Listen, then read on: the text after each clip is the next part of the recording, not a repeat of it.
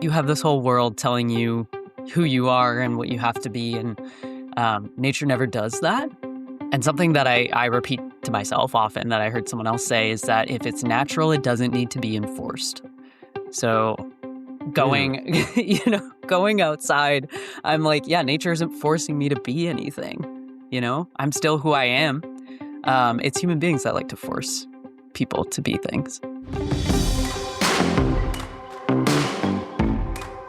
Every trail has a story, and when LGBTQ plus people gather in the outdoors, those stories become community, adventure, and belonging. I'm Justin Yoder, and this is the LGBTQ Outdoors Podcast. Happy Pride Month, everyone, and welcome back to another episode of the LGBTQ Outdoors Podcast. I'm Justin Yoder. And I'm Patrick Thompson. Happy Pride, everybody. We're so excited to be celebrating Pride Month. It's kind of like our Super Bowl for the year. It is. And it's a great time of year. Yes, it's summer and like all the fun summer things we get to do. But Pride is, at least for me, so much bigger than parades and parties and all of that stuff. Like there's a depth to it and there's a history to it. And in past episodes, we have talked about the history of Pride Month. But it's a big deal. I hope that y'all are able to go out and connect with your community, be safe, but also get re-inspired to kind of live your authentic self unapologetically the best you can. Unfortunately, that's not always a possibility, and we get that, and we recognize that, and we're thinking about y'all for sure. Yeah, definitely. I hope our community just has an incredible month.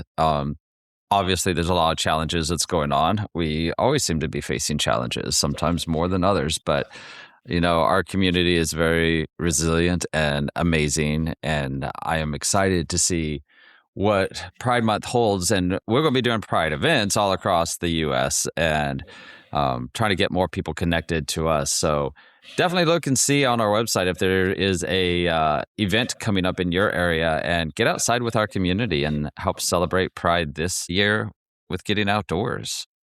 And if you happen to be at a Pride celebration and you happen to see our table there or a banner or something with our really cool LGBTQ Outdoors logo, and one of our ambassadors, maybe go up and talk to them, say hi, see how you can get connected, and start your own adventure in Pride Month, which would be perfect. Definitely. We actually started in Pride Month in June 2019, so coming a long ways. We have two guests on our podcast today to kick off Pride Month. One of them is a returning guest and might be our first returning guest. I think so. And that's Nova West, and they are just an incredible human being that loves nature, is actually a National Geographic Explorer, and huge. Just a cool person. So we're really excited to talk to them in a little bit. But first, you're going to kick things off with a conversation that you're having about Pride and Breck Pride specifically. Yeah, here in a second, we're going to talk with Carly about our partnership, all the awesome things that they're doing up in Colorado, Breck, short for Breckenridge. But for those of you who aren't familiar with the lingo, we're here with Carly with Breck Create. They are the organization that puts on the Breck Pride event. And we're here to talk about our partnership and hopefully get y'all to go out and check out Breckenridge, Colorado. So I think a lot of people would just assume Breckenridge, Colorado, before I got to go, like it's a ski town. It's a winter thing and it's cool. But I know for sure that it is so much more. Mm-hmm. Yeah. Oh, yeah. I mean, it is, it's your typical mountain town. It's got really charming vibes with this historic downtown, lots of historic buildings on Main Street. And yes, of course, it is very well known as a ski town, but honestly, summer's my favorite time in Breckenridge. That's when the wildflowers bloom. That's when hiking and biking season are at their peak. And it's the mountains turn from white to green. And it's just, yeah, it's beautiful here in the summers, and you can't beat the weather. If you're trying to escape the heat, Breckenridge is a good place to do it. Oh, But nice. or with lots of sunshine. That's always a good draw. And y'all have a massive collection of aspens, right? Like in your area? Yeah, lots of aspens. So fall's a great time to be here too. Yes. Yeah, it's pretty epic with the yellows and the oranges in September Yep. and October. We happen to be able to get there at that time, and it is unlike anything I've seen before. It's really gorgeous. Yeah, all in all, Breckenridge is just it's a beautiful town. It's such a great setting for big events like Breck Pride, and a great place for people to come visit. But those of us locals that live here too, we feel like it's a pretty special place as well. So yeah, we're excited to welcome a lot more people to town here in a few weeks. Yes, Breck Pride. It is right around the corner. Tell me, how do you know how long y'all been doing that? Um, yeah, so this is the first year that Breck Create is actually putting on Breck Pride. So Breck Pride is an event that we've had here in Breckenridge. I think the first year was 2017. And there was some, I think a year or two when we didn't do it during COVID, but Right. it's been an important community celebration for the town. What's been interesting about it, there were years that the town of Breckenridge produced it. Then there were years that the Breckenridge Tourism Office produced it. And then this is the first year that Breck Create will be doing it. So Breck Create, we are a nonprofit arts organization, and we exist to provide creative experiences for all who live, work, and play in Breckenridge. And this Breck Pride event really falls into that, because we know, Breck Pride celebrations are often filled with creativity and artists and performers, and that's what we do really well, is just working with that creative community to to develop a really unique and meaningful event. And so that's one of the reasons that Breck Create is doing this year. And also we're so connected to the local community, and have a really great, very connected to the LGBTQ community. And so it just made a lot of sense for Breck Pride to find a home with us. And this year will be unique, of course, in that we're bringing a lot of music and drag performers and big outdoor art installations, in addition to some ways for people to experience our beautiful outdoors too. Of course, with LGBTQ outdoors, with bike rides and hikes and outdoor workout classes, you name it. We've got lots of fun stuff for people to participate in, from art to outdoors. That sounds amazing. And I love leaning into the art aspect of Pride. There's so much that can be said out of maybe frustration or pain, but also out of like joy and life, that's a uniquely kind of queer angle. That so when that gets to sort of show up in an artist's creation, it's really neat.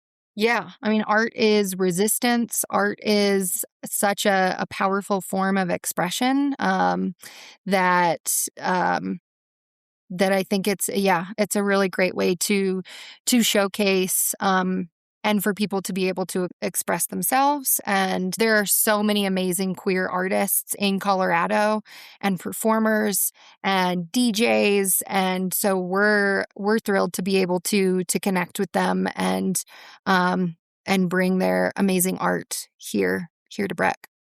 Ah, that sounds amazing. I kind of want to go. It's June 11th through the 13th, but the big day is Friday, June 12th. So this year we tried to align. There's actually a an amazing collection of Pride events happening here in the mountain region. And so this year we worked really hard to align with those other Pride celebrations to ensure we weren't doing it at the same time. Love it. So we have a great partner, Mountain Pride, and they do their big Pride in the park in Avon, Colorado on that Saturday. So if people come here, they can check out Breck's events and festivities on Thursday and Friday, and then do I think it's like a 35-minute drive to Avon for Pride in the Park. There are other towns like Leadville that does a Pride. I think it's the weekend prior to ours. And then, of course, Denver does theirs the last weekend of June. So really trying to make sure if you want to hit a Pride celebration every weekend in Colorado, you can do it and you don't have to miss out. I love it on so many levels. I mean, because, yeah, Pride is a whole month long thing. So getting to celebrate that the entire time is pretty great. But you're just in doing that, you are creating community between the Pride organizations, which is already a community in itself, obviously. So even creating that bigger network that's really, really cool. That's neat. Yeah. Yeah, that's been a really important part of this planning for us is just making sure that we're involving all of the voices. We put together a committee of people that are representative of all facets of the LGBTQ community that live and work in Breckenridge and Summit County to really help us guide those programming decisions, how we incorporate some really important elements of the event that harken back to Pride as a protest. So that's been great, just to be able to meet more of that community and to bring people together to help us plan this has been amazing. Like one of the people on that committee, his name is Mitch Ringquist, and he owns a historic lodge in Breckenridge. It's one of the I don't know the exact name of it, but it's the only queer lodge in Breckenridge. And it was marked as a historic landmark last year during Pride. So he's just got some amazing perspective and stories and really helping us think about this Pride in some really thoughtful ways. And he's got actually that weekend a group of motorcyclists from a queer motorcycle group staying at his lodge that will be leading our Pride March. So really excited about that. That was a big thing that this group, this committee did. Their big, request or recommendation is that we incorporate a parade or a march in Breck Pride for the first time. We've never had that as part of our celebration, but know that it is such a huge part of a lot of Pride celebration. So we were able to partner with the town on making that happen, on shutting down half of Main Street so that we can have a really great group of people coming with signs and decorating bikes and wagons, and there's going to be music and drag performers and motorcyclists leading the pack. And so that's a big element of the Friday is that Pride March right down Main Street. Amazing. I respect and appreciate how thoughtful all of this has been, and that it does go deeper than yes.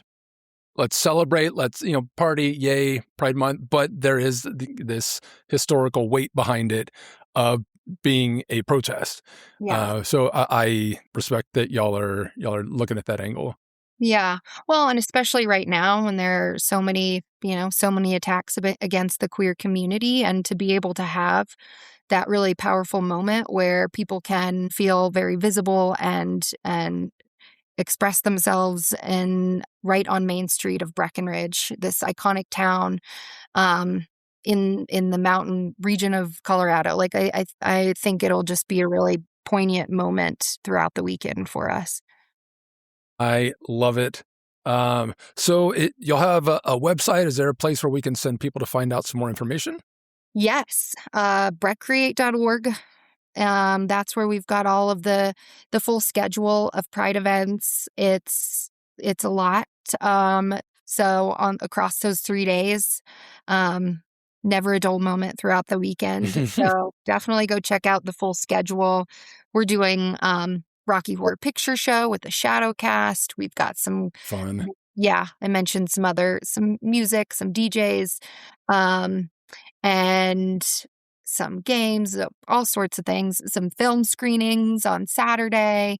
So yeah, you can check all of that out You've got it on all. Yeah. create.org. Yeah. I love it. LGBTQ Outdoors will be at the vendor fair the afternoon of June 12th.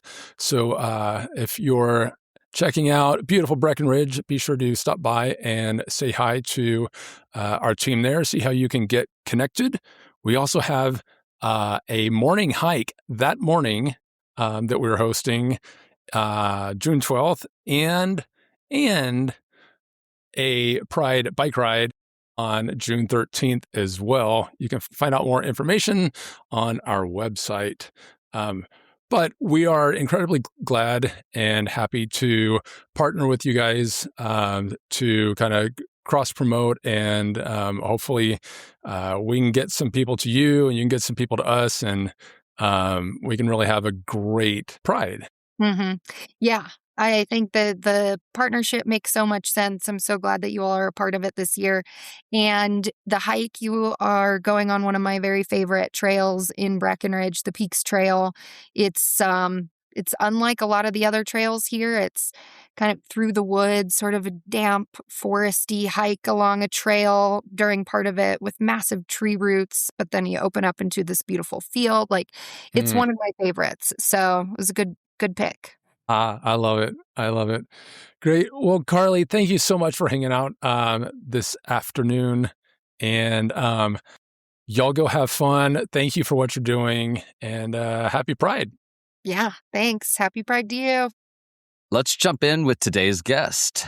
Nova West is a visual storyteller, National Geographic Explorer, and creative working across cinematography, photography, directing, editing, and science communication. They created a pilot for a TV series exploring queerness in nature and have contributed to projects for National Geographic, Discovery Plus, Netflix, Disney, PBS, the Smithsonian Channel, Oprah Winfrey Network, and more. With experiences ranging from underwater and aerial cinematography to expedition and backcountry storytelling, Nova brings curiosity, creativity, and unique perspective to every project. Nova, thank you for joining us again. It's been a minute since you were on last time. Yeah, thank you so much for having me. I was thinking about it earlier. It's like, I think it's been like since 2024 that we did our last episode or something like that. So it's been a minute. Are you our first repeat guest? I feel like I should get a sticker for so. that. I think you might be. Awesome. Cue the Welcome confetti. back. Right. Thank you. Not got enough stories to tell that we got to bring them back, I guess. Yeah. That's awesome. Not only that, so first return guest today, and today is Pride as well, Yeah. kicking off Pride Month. So that's super exciting as well. So I'm really excited to be able to talk with you and get this episode out to all of our listeners. It's going to be a great time, and we're living obviously in challenging times, but Pride is a great time to kind of reflect on our community. And I thought also, like, what a better time to talk about queer nature. So you were the first one that came to mind when I was like, this is what I kind of want our topic to be. So I'm glad you're here. That's perfect. Yeah. I can talk about queer nature all day, every day. So I'm so glad you reached out. Love it. For those that aren't familiar with you, let's just take it way back and share who you are. There's so many things. I feel like the further I've gotten in my career, the harder it is to distill who I am and what I do. Which is, I mean, you've done quite a bit. Which I feel like that's the opposite for most people. Like most people are like, I don't know what I want to do when I'm young, and then they like kind of figure it out as they get older. I get more confused. You know, you've done it all. Now you're just like, what do I do as I get older? Right. Well, it's like the more that I see the world, the more I'm like, there's endless possibility for who you can be. Like, why just pick one thing? You know, we gotta live life to the fullest here. So I'll try and give you like a distilled version. But hey, everybody, I'm Nova. use they, them pronouns. And I am a wildlife filmmaker and photographer, specializing in underwater cinematography. I'm also like an artist and illustrator. My whole way of thinking about storytelling is your medium should be determined by the story. So if the story calls for painting or for photography or interpretive dance, whatever. I mean, I don't dance, but whatever it is. You could. Right. Like there's still time. I have life left to live. So that might be my next chapter. Just watch. But yeah, that's kind of what's led me into all of these different buckets of trying different things. And I found that ultimately that's the best way to reach different audiences that have never been reached by traditional mediums. So I also do a lot of deep sea exploration work. So I'm a video engineer, expedition documentarian, and a science communication lead on deep sea exploration vessels. And basically what that means is I do all the video stuff with giant deep sea submersibles. And I broadcast the video feeds that come from those submersibles to audiences across the globe for educational content so that people can learn about the deep sea and why it's something that we need to protect. So cool. I just want to be your assistant. Like, just follow you around.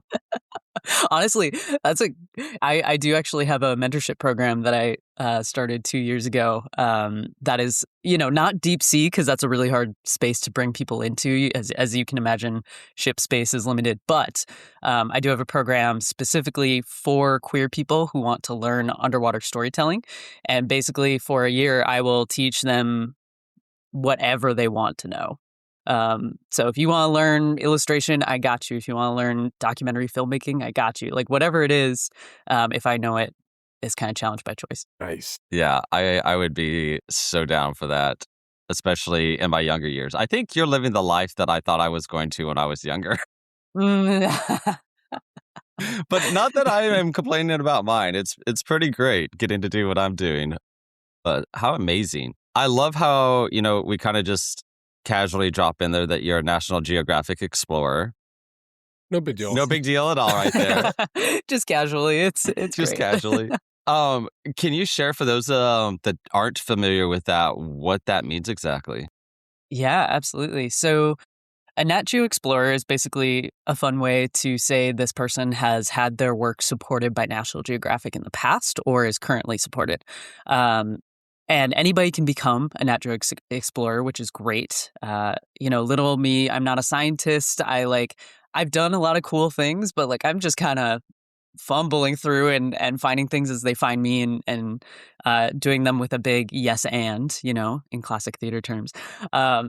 So anybody can apply. And if you have this really cool, wild idea, whether it's a scientific project or some sort of storytelling proposal or even like a solution to a climate issue, if Nat Geo feels like your project is aligned with their mission, they may grant you grant money to go ahead and go do the thing. And then once you do that, you are a Nat Geo Explorer for life. So you're become part of this group of people who have been funded by Nat Geo, and you have further opportunities to get more funding for further projects, and you're also you're put into this network of professionals who are of a very high caliber. So if I wanted to make a film about hyenas, I know the person to call to go make a film about hyenas.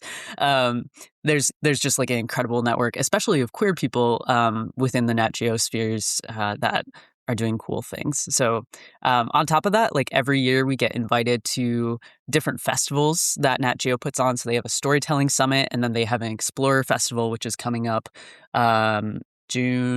sometime in June, second week of June, I believe, in DC. And this year they're revealing the new Nat Geo Explorer Museum, which I get to be a part of. So I'm in one of their films in the museum. I'm wow, little Minnesota me is in the Nat Geo Museum. So there's a lot of perks to becoming a Nat Geo Explorer, and it all started just with the seed of an idea. So with all of that and your deep work in media and wildlife and exploration, at what point did you realize that representation in wildlife media mattered and that it has an impact? Yeah, honestly, if I really am honest with myself about it, I think the second I watched my first nature documentary when I was a kid, or like the second I first heard someone tell me about nature and I was like, like deep down in my gut, I was like, that doesn't feel right though. I don't think that's actually correct.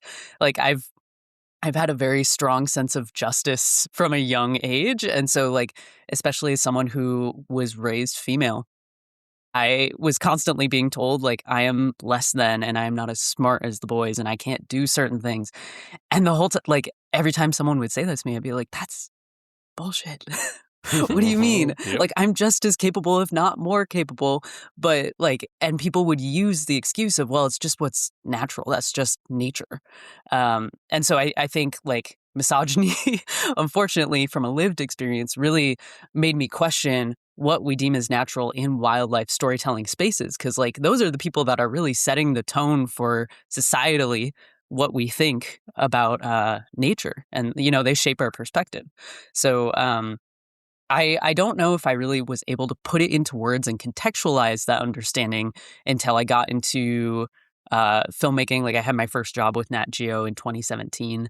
Um, like I wasn't like close enough to the industry to understand how much power people had in the filmmaking space, but there was something deep down inside of me that was like, this is not right. This just can't be true. So the short answer is like since forever, but also since 2017. Love that. And back it up a little bit further because you talked about growing up in Minnesota. When did you first realize that you had the passion for the outdoors and nature to begin with?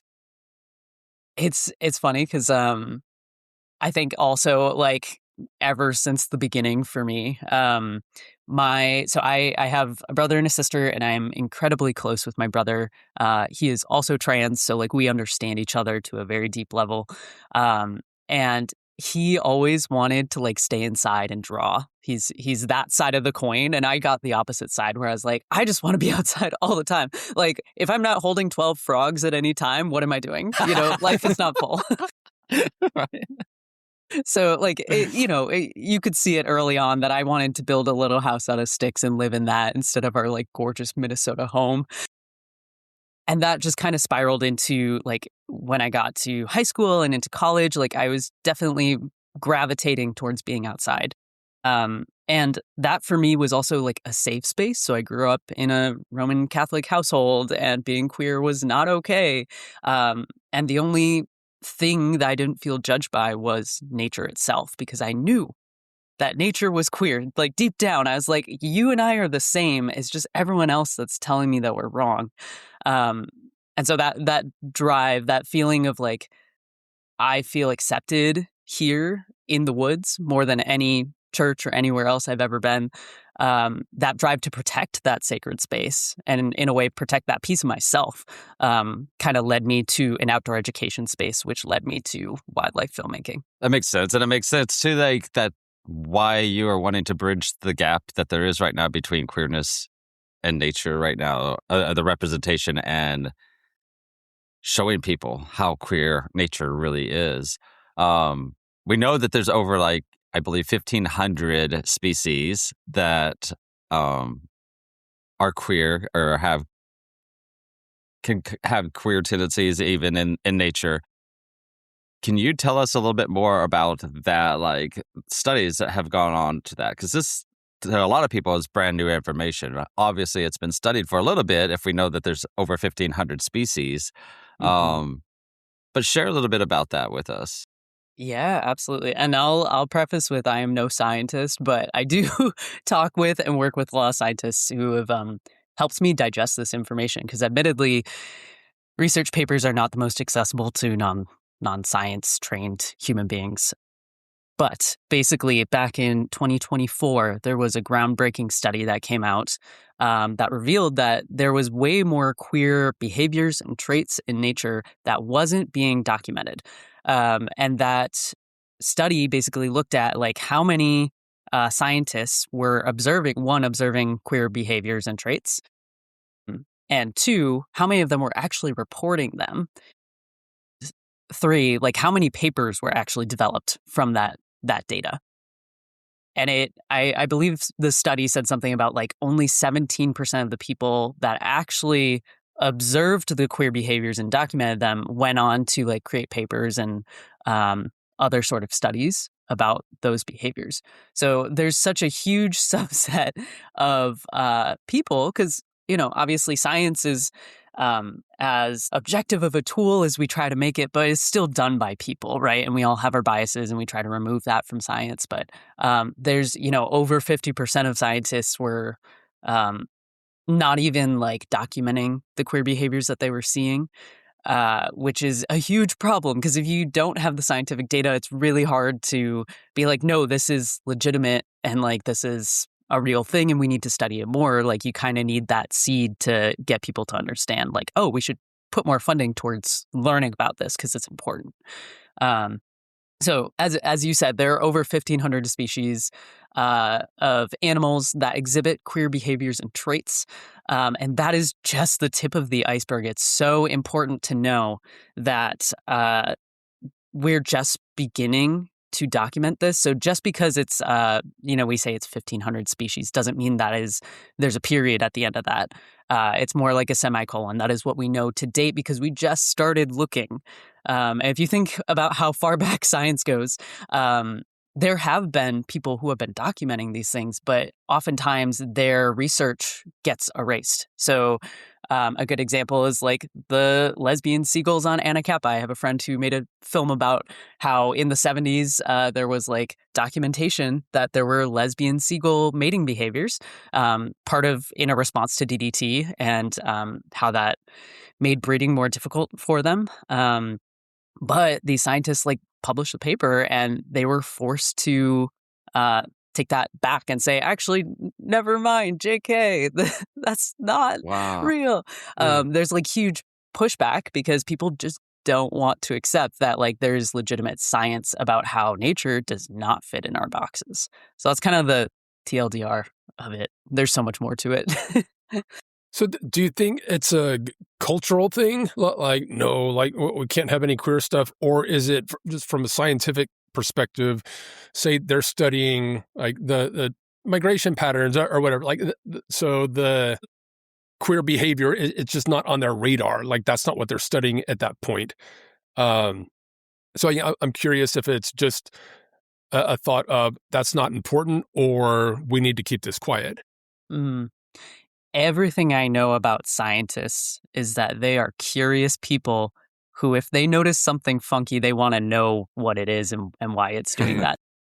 Right. And on top of that, now we have the very hairy reality of like, what is AI too? That just like further complicates things with like, you're seeing social media, you're only seeing oftentimes the highlights or the extreme lows of what is reality. And then on top of that, we have, right before this call, I was watching a video on Instagram that was like of these penguins, and like this researcher freed the penguin from like one of those pop can plastic holder things, and then like the penguins brought her fish, and at the end someone was like, that was AI. I was like, oh my God, I didn't even clock it. I'm usually pretty good about that. Like I was like, this is weird behavior, but maybe we don't know everything about penguins, It's just getting more messy. It is. It's very messy for sure. What is it like for you as a queer person, and especially a queer person that loves the outdoors, to see yourself reflected in nature? Oh my gosh. It's like a coming home. Like you have this whole world telling you who you are and what you have to be, and nature never does that. And something that I repeat to myself often that I heard someone else say is that if it's natural, it doesn't need to be enforced. So going, going outside, I'm like, yeah, nature isn't forcing me to be anything. I'm still who I am. It's human beings that like to force people to be things. So I think the more that we see ourselves in media, the more that I feel like we're actually getting closer to reality, which is a direct opposition to the social media conversation and other ways that wildlife filmmaking is almost like Hollywoodized. Things are sensationalized so that we get the viewership and things like that. And the closer we get to the truth and talking about how queerness is in nature, the closer that we'll actually get to liberating queer people, because people will actually be able to see like, oh yeah, it's not actually black and white, because we just simply cannot put nature in a box no matter how hard we try. And the knowledge that, and we're going to get more into this in kind of like the nuts and bolts, so to speak, of like what it queer in nature means. But if I understood that concept, or somebody shared that with me when I was coming out at 16, I think that would have made a really, really big difference to me. Just there's zero societal pressure. There's nothing else that's touching it. We're just looking at nature and what happens in this uncharted territory where nature is free to be nature. And queer animals, queer nature exists. And big picture, I am part of nature as well. Well, like it's just Newsflash. Yeah. We're all part of nature. I love Like, that. Yeah. It's a validation of the very essential core part of it, of human beings are natural beings. Yeah, that would have hit me really, really hard in a good way when I was coming out. We had a guest on once that said, how was it they put it? Mother Nature don't care, or Mother Nature doesn't judge. And I love that, and it stuck with me because it's like, Yeah. it's so true. Because sometimes we've had people tell us, why does your organization need to exist? The squirrels don't care that you're gay, type of a thing. And it's like, oh, we are so far from getting the point of all of this. But it's like, if we can pull together like queer nature and, the queer community, because there's two extremes with the queer community that I've kind of noticed. Like the ones that are just very like, I don't want to go outside. It's dirty. There's bugs. There's all of that. There's a frog, like you love. And then you got the other ones that are like, I feel at home and peace in nature and grew up. And it's like, I would love everybody to be able to have that experience. And so like, if we can pull these things all together and let people know like how queer nature is, as well as there's a space for you there, and let them experience, I don't think people are not going outside because they hate fresh air or a beautiful sunrise or watching, elk in a meadow or something like that, like they experience that. They most likely would want to experience it again, but it's trying to figure out how to bridge all these together and also make them feel like they have a safe place to be able to do it. So I love what you're doing. Like, this is critical to also the work that we're doing to make connections and bridges for the outdoors to be a more safe and welcoming space for everyone.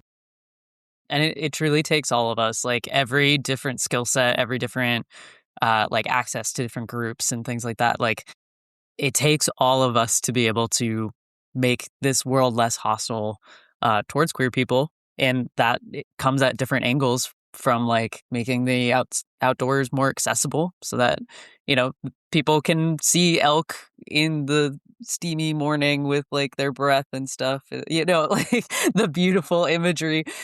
And also, so we have rights, and like, so that people quit using the nature isn't queer, like queerness isn't natural argument, like there's just so many different facets, and we need all of us to be able to tackle them.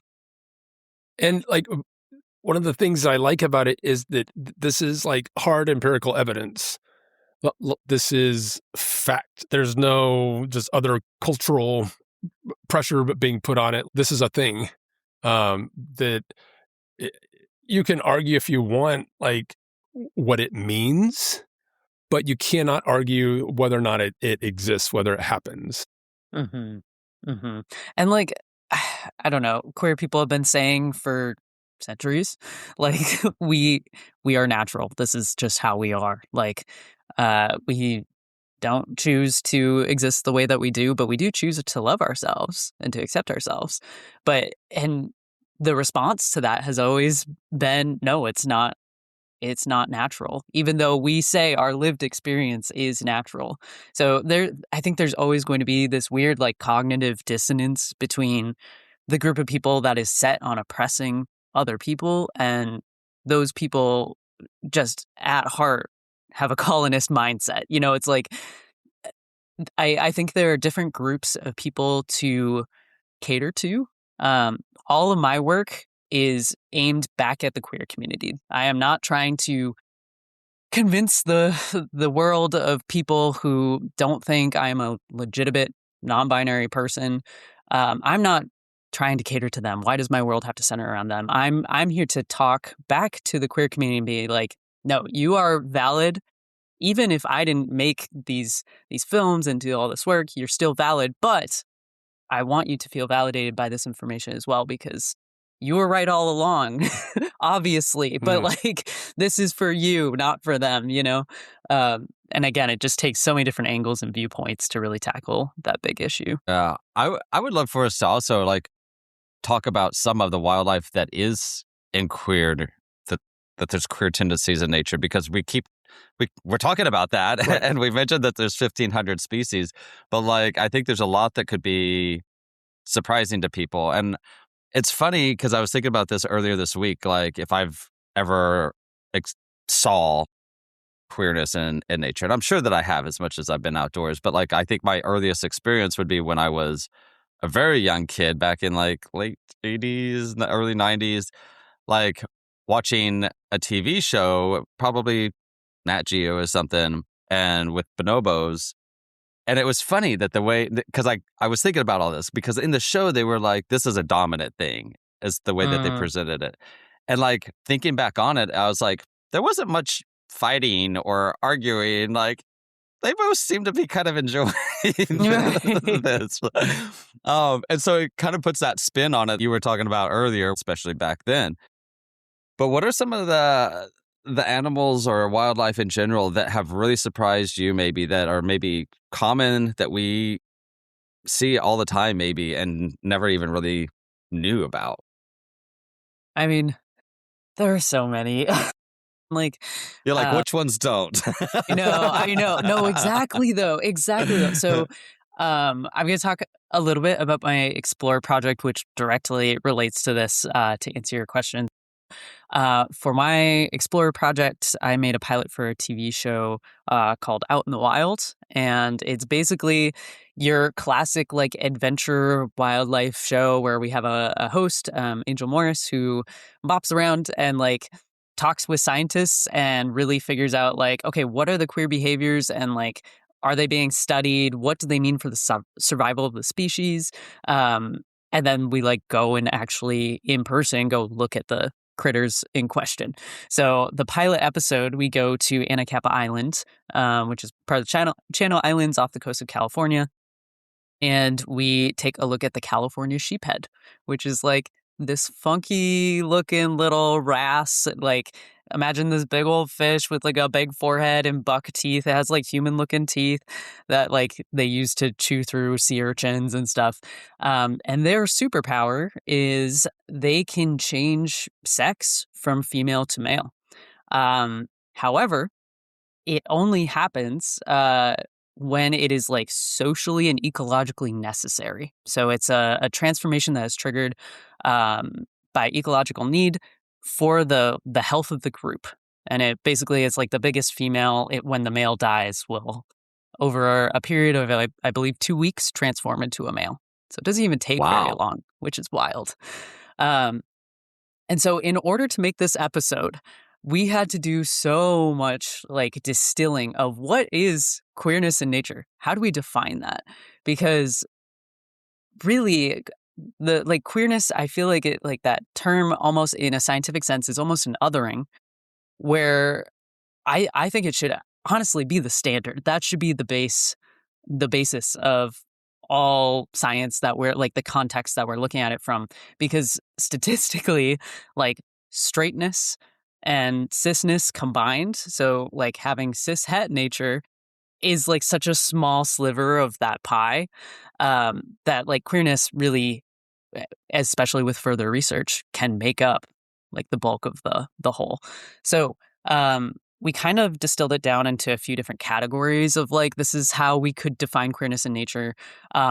One is like sex and sex behavior, which I feel like is what everybody assumes that is where queerness ends. Like that is the only thing that is queer. And that's part of why we made the show, is to push back on that notion of like queerness is only, who you're sleeping with or like who you're mating with or things like that.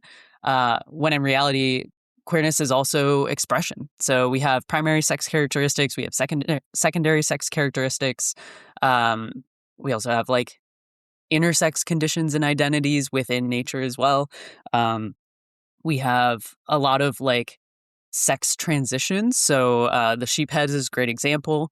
There's so many different plants that have both male and female parts for reproduction. They can reproduce asexually or sexually, depending on like the other plants around them. Like there's just like infinite possibilities. Another thing we looked at is family structures. So a good example is grizzly bears here in the US. Sometimes we'll have female-female pairs and they will raise their cubs together. And I feel like human beings like to put like emotional attraction onto animals. So we see this a lot in like the straight storytelling of wildlife of like, oh my God, they're mated for life. And that does happen. However, you can't always assume that's for every critter. So whether or not these grizzly bears are together for survival or because they're actually a mated pair, who is to say? We need more research, right? But the fact that there still are lesbian pairings for grizzly bears, we have them for seagulls. Like if just, I don't know, close your eyes and throw a rock and wherever it hits, it probably has a queer behavior. So the long answer is, yeah, there's just so much that it's really hard to find a truly like cis straight thing in nature, because nature doesn't have any boxes. That's amazing. I love that. We could end the episode there. Like done. No more. Just like really, really like wrapped it up very well. I feel like we might need a naked T-shirt on that says that nature doesn't have any boxes. That'd be great. I would love that, honestly. Like I do remember, and it's been several years, and because it was on the news, like this was newsworthy, is that there was a same-sex penguin pairing at some zoo that like became besties and just exhibited the sort of relational behaviors. And that's really, I feel like, mostly the hard examples of what I've been aware of. And again, like for some reason that was newsworthy, which is cool, good, yay. But also, like, what about all these other examples? Literally, like I know penguins are like cute and charismatic, and everyone loves the penguins, and I don't blame them. But yeah, there's like lions are queer, dolphins are queer, there's like just so many different critters that we could also be looking at that do the same or similar stuff, I would have guessed that dolphins are queer. They're funky. They're weird little guys. No, that's hilarious. Like, you've had so many adventures in your life.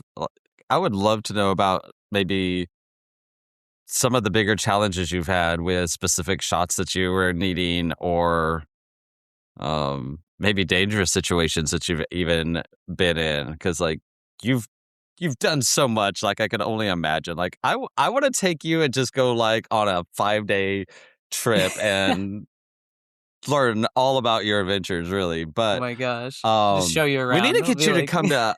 We need to get you to come to LGBTQ Outdoor Fest one year. Yes, please. So, Nicholas, if you're listening right now, I Where want is Nova it? next year. Where does it this take year place? it's in Colorado. It's going to be at SMU. Not SMU, I'm sorry. CSU. CSU Mountain Campus, Colorado State University. There we go. Yeah. Amazing. So I want to be there. Let me know. Yeah. Send me the invite. I'll be there. Yeah. Yeah, I'd love to know about some of your more challenging adventures that you've had, whether that's filming or on a specific project or something.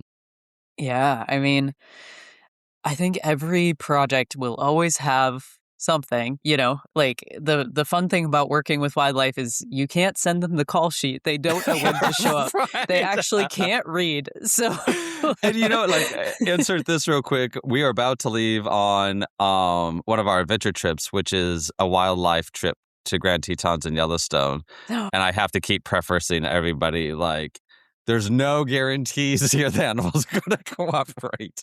But that would be nice if we could do that.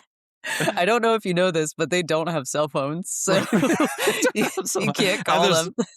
And there's no walls or cages out there, which that's great, and we love that, but no guarantees where they're going to be. Yeah, truly. And that, I think that's maybe such a good objection to the way that social media has been training our brains is that we're not taught to be patient anymore.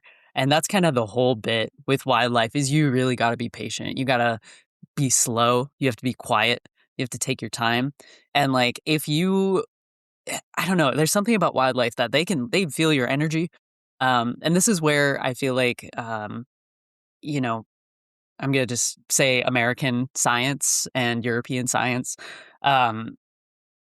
very much neglects the spiritual part of our experience in this world. It very much rejects indigenous knowledge and things like that.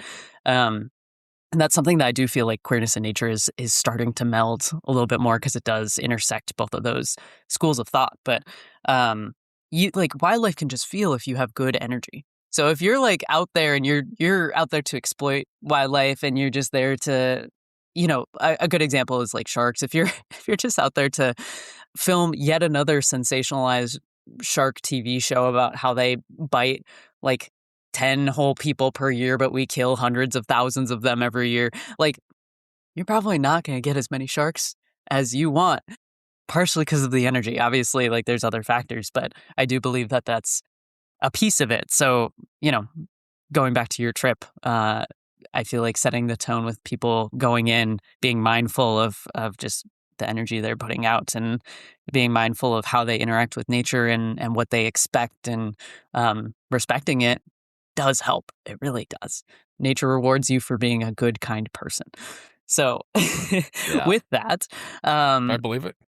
It really, and I've seen it over and over again, but and some of the most beautiful moments I've ever had filming in nature has been with other queer people. I'm at a point where if I am staffing,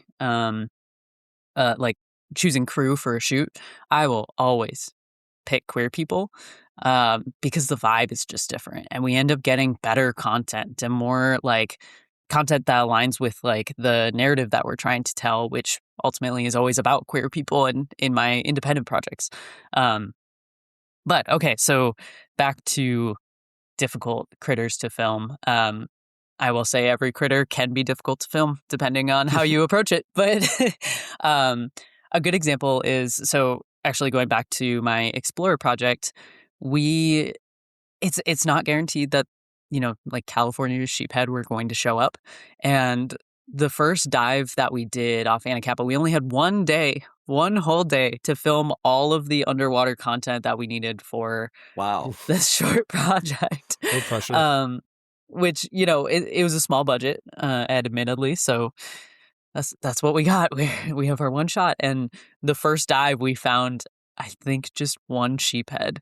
And we were expecting handfuls of them, It was a weird kind of cloudy day and the visibility was bad. And I'm the kind of person that underwater, I really like natural light. I don't like artificial light. You can usually tell when it's artificial.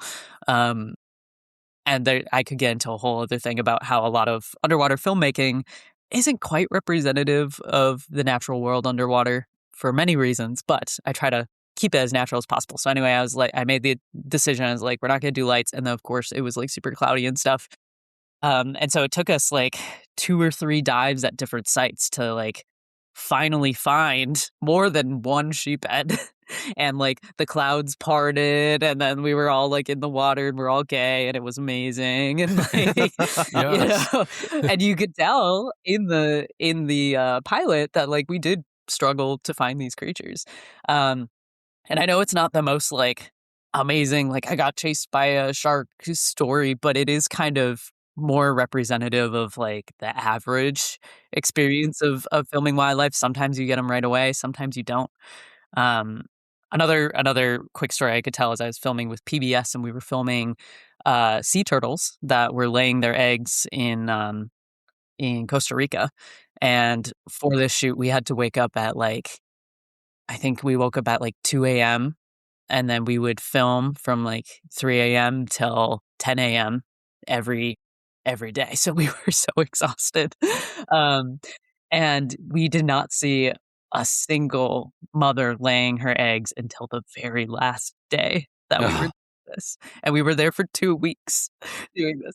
So like wow. it's such a good reminder. Like, usually, nature will reward you at the very end. I've talked to other filmmakers about this, and it just happens. Like, it's always the last day of the shoot that you will get the exact thing you need. But, honestly, it was the act of, like, waking up so early and, like, being out when everything was quiet and it was just lit by moonlight. We could only have, like, red light headlamps and things like that, like, you can choose to believe whatever you want, but in a spiritual sense, it almost felt like we had to get into that quiet Zen headspace before that mother would Mm. allow us to see her. There's nature is amazing. that's that's my take. Definitely. Definitely. Do you have any cool projects that you're working on that's coming up? I know you did that pilot. Is that show, did it come out? Is it already out where people can check Yes. it out? Or So what other projects do you have coming up that people can check out? yeah. So the pilot is live. I've admittedly had a bunch of other things that I'm working on, so I haven't been able to secure more funding to make the entire first season. But the pilot's out, and like people can go check it out. It's on YouTube, and we also have an Instagram that's out in the wild _show, and there we have it Is this linked. all you? Like this show is your show? Yeah, You it's independent. So like Nat nice. Geo Wow. funded it as like a seed, but it's not like a Nat Geo show, if that makes sense. So Yeah. it's currently like, available for if anyone wants to pick it up for development, Yeah. like we have the pilot Throw it done. out there. Yeah, Yeah. exactly. um so that is currently like a back burner thing is I'm still thinking about like, yeah, how can we actually make the full show? Because we just have the little pilot right now. Um but in addition to that, I'm doing a cool illustration project that's under NDA, but like I'm illustrating for the first time for a documentary, which is really cool, and Nice. illustrating some elusive species that there isn't much media for. So I got a call and they're like, "Hey, you do cool drawings. Do you mind like helping us illustrate this for a documentary?" So I'm very, very excited Love it. about that. And I think that'll come out later this year. So keep your eyes peeled. I'll put it on my socials and on my website and stuff like that. And then the independent project I'm working on right now is it's such a near and dear to my heart project, and I feel like y'all will really relate to it. It's called Deep as Our Roots, and it is a independent project. So we're currently looking for funders if anybody wants to help us out. Um, but it is a film about a queer summer camp that I have volunteered with for several years now, called Brave Trails. And Oh it is, yeah. I know Brave yeah, I think Trails. we talked about this Great. last time. Um, but they work with queer youth, and it's a leadership camp to help queer youth, make a difference in their community and also meet community. So it's a very beautiful space to be in. And after being in it for, several years and volunteering as a photographer, I realized that there's such a beautiful story to be had, to be told, about how this camp transforms lives. And so I talked with my co-producer on my Nat Geo Explorer project, Brady, was telling him about Brave Trails, and he's like, "We need to make a film." And so we started Deep as Our Roots. And the film isn't just about the camp. The camp is more of a backdrop. But basically, Brave Trails opened their first camp in Georgia last year. And so we filmed that experience. Like having a queer summer camp in the South is like a really big moment for Yeah. Brave Trails specifically and Yeah. for the communities here. And so we were able to document that. And then in addition to that, it's more about how like queer leadership in our communities and like going back to nature can be a healing experience. So there's another part to the documentary that's also about um, like community resilience through food and like farming and agriculture with queer identities overlapped. So we have a previous camper named Zelda who like had been going to Brave Trails for years and took what he learned from the camp and brought it back to his community in a way where he's making a difference by seed archiving and like kind of going into the nitty gritty of queer ecology and working with like local farms to like help teach and educate and be a part in community with other queer people who are like creating almost like food sovereignty for themselves. So yeah, Nice. it's a big Love ball it. of concepts, Love and it. we have our teaser done. Yeah, once we put it out, it's gonna be really, really special. Like all the content that we have is just like it's nothing I've ever seen on screen before, which is how you know you're going in the right direction. Amazing. I've looked into it a little bit, but I would love to volunteer as a photographer for Brave Trails one year. I think that would just be amazing. So just got to Yes, get we to always align need. with my schedule. That's all I That's gotta oh my gosh. Yeah, that's the tricky thing because like poor things. I volunteer every year, but it's always like hey, if I get a gig last minute, I'm so sorry, but I have to take it in this economy. Like I gotta go. Yeah. But they're very sweet about it. And I highly recommend to anyone who's listening, if you're an adult and you want to get back to the queer community, you don't necessarily have to be queer yourself, but you do really gotta be a solid ally. Like we don't want to bring biases and things like that to camp. Or if you're a queer youth, please also check out Brave Trails because you could come to camp and be a part of the community. Yeah. Amazing. And starting to wrap up, and this is the first day of Pride. Do you have any final thoughts, whether that's about nature, queer nature, pride, anything that you want to share with our community as we wrap it up? I have so many thoughts, but I will distill them down because we only You're have so good. much time. Let us have it. Yes. My my big thought, my big message to the queer community is your voice matters. No matter who you are, no matter what people say to you. I never really thought that I had a unique perspective in wildlife filming. When I was like, starting out in the industry, I was like, I don't know what I have to offer. Surprise, it's everything that you are. So just please know that if you see the world differently, if you don't see yourself represented in media, it's unfortunate, but that is an invitation. That is an opening for you to show people that there are different ways to think about things. There are different ways to exist. There are different ways to live a beautiful life. So please know that your voice matters. And no matter how you want to tell your story, there are people out there who will feel loved and heard and seen just by you existing and by you putting yourself out there. So don't be the first person to silence yourself. Don't be your first bully. The worst thing that can happen is like whatever your desire is, whatever your goal is, doesn't happen. Yeah, plan B. So yeah, it's okay. Put yourself out there. The right people will find you. So true. So good. Love it. Love it. Love it. Love it. Patrick, what about you? First day of Pride. Any big thoughts or thoughts at all from you as far as Nova or questions for Nova or to the community? That's so open-ended, and I love it. Yep. So Pride Month is always it's kind of bittersweet or just for me. It is celebration. It is being present. It is taking up space that I was afraid to do for so long. But the bitter part is that I feel like this is still necessary. In spite of just like years and progress being made and stuff, like a lot of people ask, well, why is Pride Month necessary?